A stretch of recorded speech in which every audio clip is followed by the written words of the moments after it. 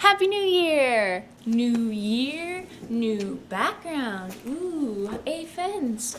Ooh, a nicely painted house. Today I'd like to talk about some New Year's resolutions. I don't usually make a resolution because I don't want to say I'm going to start doing this year, this one thing, and focus on that. I'd much rather evaluate what I did last year and see how I can make myself a more rounded person. So instead of saying I'm gonna start exercising this year or something like that, I make a to-do list, a check-off to-do list. It looks something like this. 1 week at a time, the date's in the corner, and it has all of the different things I want to get done in the week, and then I check off what days I do them and how often I do them. When the week is over, I take a look at this chart and I see, oh, look, I didn't do this one the entire week. That's something I need to focus on more to make myself more well-rounded. So things on this list include, like, getting up and making my bed, starting the day off right, eating breakfast, doing things with my family, like having outings or family game nights, praying and doing Bible study with my sister, recording and editing, which I'm doing right now, so I can check that off. Practicing instruments, doing homework, doing laundry, stuff like that. So all of that is on this list. The list is pretty much going to stay the same as last year. Having a to-do list to do every day reminds me of my priorities and what I need to work on. Part of the whole New Year's resolution thing is to look back on your past and see how you've changed as a person and how you want to change in the future. So when I was a kid, I always wanted to savor things. I wanted to enjoy life as much as possible. If I did something great in class and the teacher rewarded me with like a piece of candy or something, I would save it. I would save it for a time when it was the perfect time and it would be so satisfying. I know at one moment I'm going to crave a piece of candy and it's going to be so rewarding, but I wouldn't eat it right away. Everyone would be like, oh, candy, eat it right away. And I put it in my backpack and save it because I want to make sure I eat it at the right moment. But of course, the right moment never came. It sits in my backpack for a month. It gets so melty and disgusting and sticky that I have to throw it away, and then even though I was trying to savor it as much as possible, I ended up not using it at all. For example, when I was a child, I got this Powerpuff Girls coloring book. This is probably more than 10 years ago I got this coloring book. And the coloring book comes with this huge double sheet of stickers. And I was so excited by this. I love stickers and I love the Powerpuff Girls and I was so excited. I have so many Powerpuff stickers. And normal kids would take the stickers off and put them on a page that was appropriate to the storyline, or they take them off and put them on their face, put them on one of their favorite notebooks, and they'd use them. But they were so precious to me that I wanted to save them. So I never used them.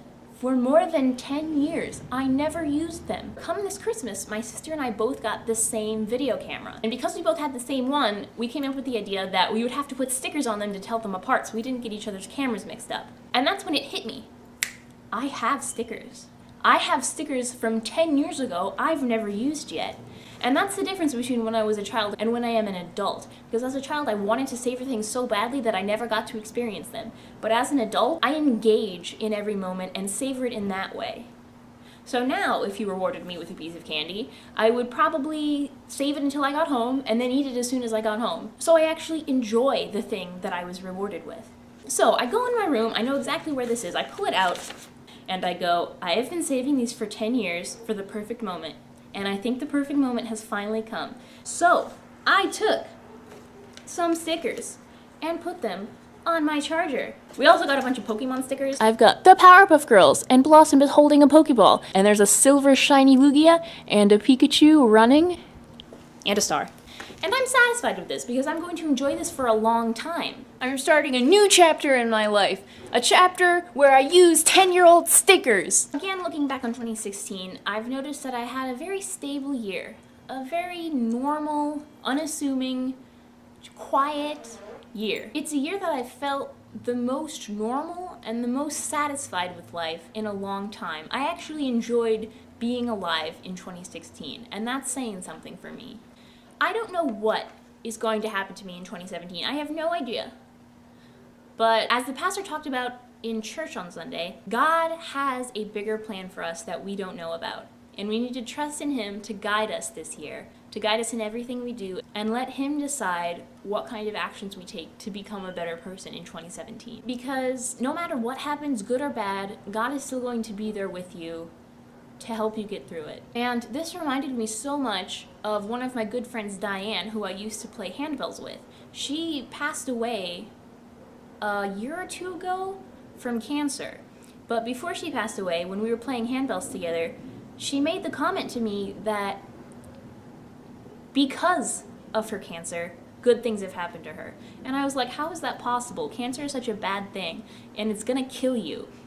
But she said no, because when I told my brother I had cancer, he came to the Lord, and he started praying. He wanted to grow closer to God and closer to her in her last days. And so they started praying together. They started reminiscing about all these old memories, and they didn't get to talk much, but then they got very close indeed.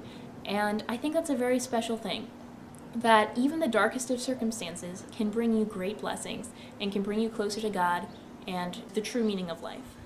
So I've learned a lot about myself and my capabilities last year. And knowing that, I'm going into 2017 optimistic and positive and trusting in the Lord to guide me everywhere I go. So go out there, guys, and enjoy 2017. Do things to make yourself a better person, things you never thought you could do before. Because I'm very optimistic about this coming year. And even if bad things do happen, because bad things always happen, we're going to get through them. We're going to get through them together. Happy New Year. See you guys.